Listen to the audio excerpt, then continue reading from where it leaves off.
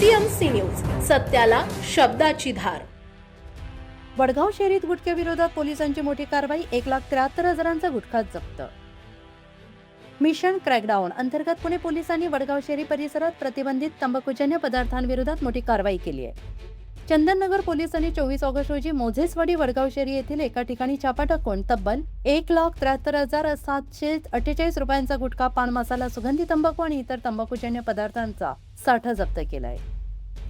Zone 7 मधील विशेष पथकाला मिळालेल्या माहितीनंतर चैतन सुपर मार्केट जवळील दुकानावर ही कारवाई करण्यात आली आणि यावेळी यल्लप्पा त्रिकप्पा शेट्टी याच्याकडून हा प्रतिबंधित साठा जप्त करण्यात आला।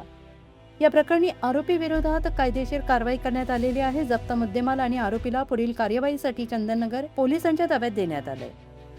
ही कारवाई सहाय्यक पोलीस निरीक्षक गोरक्षनाथ खरड आणि पोलीस उपनिरीक्षक नितीन राठोड यांच्या पथकाने केली आहे। मिशन क्रॅकडाऊन अंतर्गत अवैध धंद्यांविरोधातील कारवाई आणखी तीव्र केली जाणार असल्याचं पोलिसांनी स्पष्ट केलंय।